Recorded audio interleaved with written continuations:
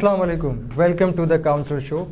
आज हम बात करेंगे यूके स्पाउस वीज़ा के लिए। जैसे कि कल हम बात कर रहे थे कि यूके वीज़ाज़ जिसमें स्टडी वीज़ा भी था, इमिग्रेशन भी था, वर्क वीज़ा भी था और स्पाउस वीज़ा भी था। आज हम बात करेंगे स्पाउस वीज़ा की थोड़ी सी डिटेल में।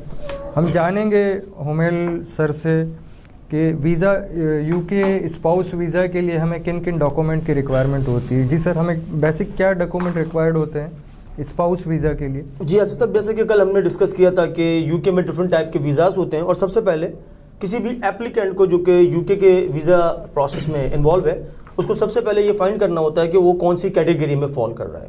आई मीन टू से कि weather he is applying for student visa, immigration visa, entrepreneur visa, work visa और फैमिली सेटलमेंट वीज़ा। आज हम स्पेसिफिकली बात करने जा रहे हैं यूके स्पाउस वीज़ा की। यूके स्पाउस वीज़ा को लेके बहुत सारी परेशानियाँ जो कि लोगों से सुनने में आती हैं और बहुत सारे हर्डल्स जो कि वो फेस करते हैं। देखिए, सबसे पहली बात जो जानना और हर एप्लीकेंट को समझना ज़रूरी है वो ये है कि आपके जो डॉक्यूमेंट्स हैं उनकी जो रिक्वायरमेंट है वो फुलफिल होनी चाहिए as per the immigration policies. बिल्कुल ठीक है। अब नॉर्मली लोग क्या करते हैं कि वो डिफरेंट ऑनलाइन रिसोर्सेज से सुन के या देख के अपने डॉक्यूमेंट्स को प्रिपेयर कर लेते हैं। ऑल्दो के ऑनलाइन रिसोर्सेज एक बहुत अच्छा जरिया है किसी चीज़ को सीखने के लिए, लेकिन वहाँ पे मौजूद इंफॉर्मेशन वो ऑथेंटिक है या नहीं है, इस बात का हमें नहीं पता होता।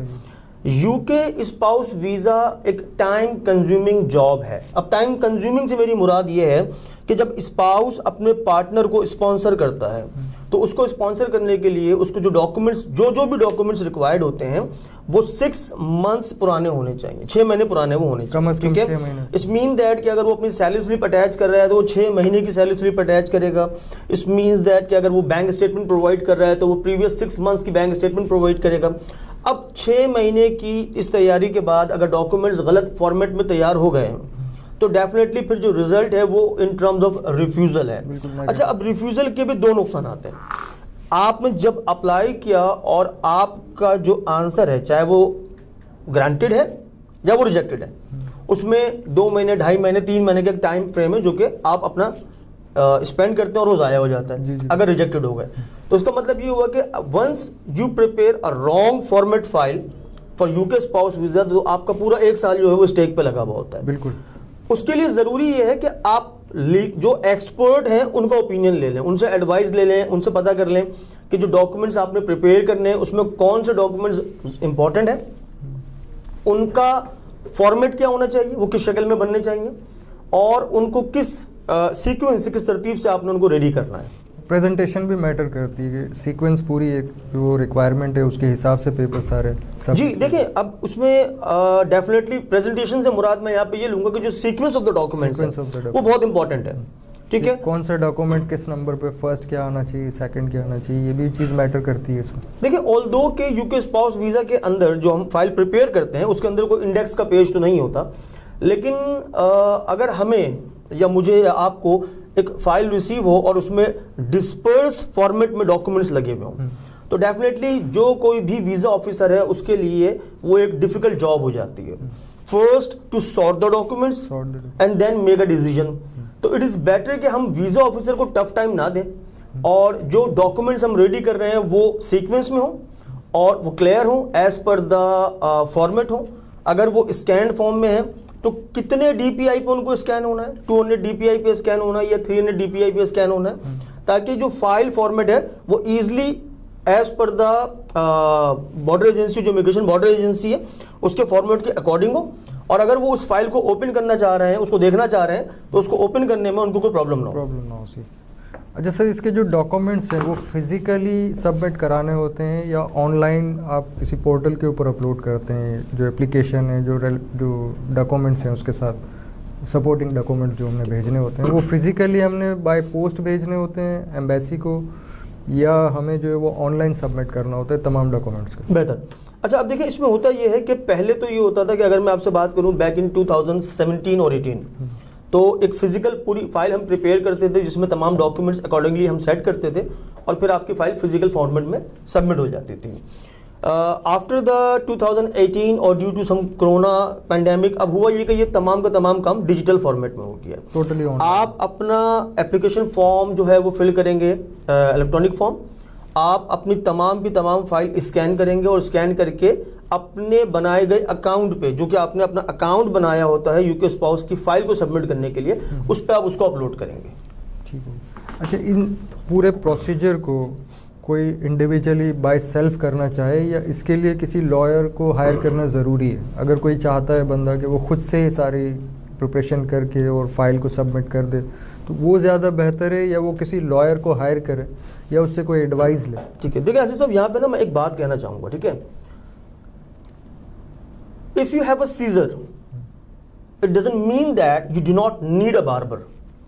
अगर आपके हाथ में कैंची मौजूद है तो इसका मतलब ये नहीं है कि नाई का रोल दुनिया से खत्म हो गया, ठीक है। Although you can cut your hair by yourself, लेकिन डेफिनेटली वो प्रॉपरली नहीं होंगे। बिल्कुल।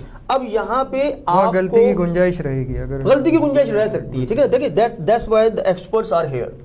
मैं ये नहीं कह रहा कि आपको कोई एक लीगल सॉलिसिटर, लॉयर या वकील हायर करना पड़ेगा, बट एटलीस्ट वो एप्लीकेंट जो अपनी UK spouse visa file prepare करने के प्रोसेस में है, उनको कम से कम एक्सपर्ट से जरूर कांटेक्ट में रहना चाहिए। अब एक्सपर्ट से मुराद ये है कि वो वीजा एक्सपर्ट हो या वो वीजा कंसल्टेंट हो या वो वीजा काउंसलर हो। अच्छा सर, इस प्रोसीजर में कोई मेडिकल डॉक्यूमेंट्स की भी रिक्वायरमेंट होती है? कोई टेस्ट वगैरह होते हैं उन डॉक्यूमेंट्स के साथ ही जो कि एप्लीकेंट है जी, ठीक तो कोई मेडिकली डॉक्यूमेंट की भी रिक्वायरमेंट होती है वहाँ सबमिट कराने के लिए? देखिए, अब पहली बात तो ये कि ट्यूबरक्लोसिस, टीबी का टेस्ट एक तवील अरसे से as a part of the application process रहा है और हर किस्म के वीजे में रहा है, not only for the UK spouse visa, for the work visa, for the visitor visa.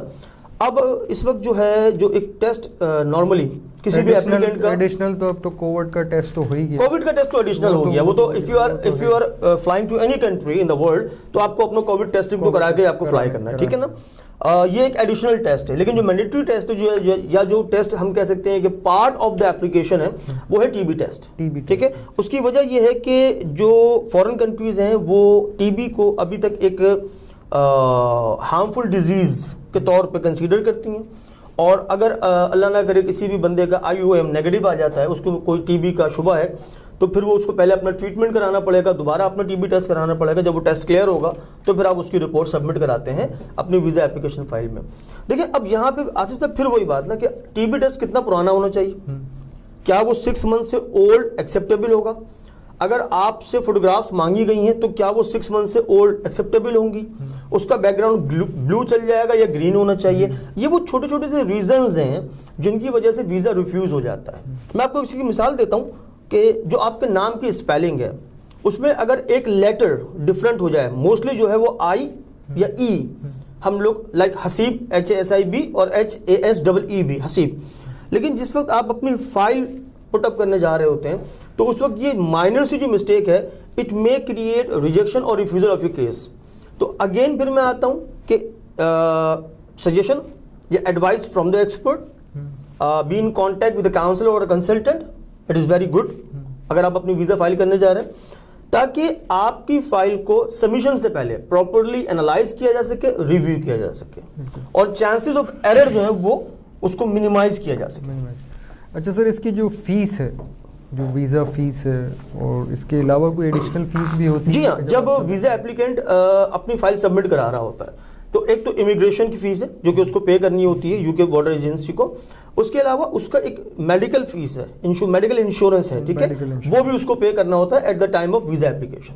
अच्छा, वो इंश्योरेंस भी करा? जी बिल्कुल, वो करानी पड़ती है। तो उसकी क्या वर्थ है, जो लिमिट है उसकी क्या है मेडिकल इंश्योरेंस की? कोई देखिए, ये बेसिकली होता ये है कि हर साल जो है पॉलिसीज रिन्यू होती हैं, तो फीस में आज तक तो ये देखा गया है कि कभी कमी वाकई नहीं हुई, वो हमेशा बढ़ती है।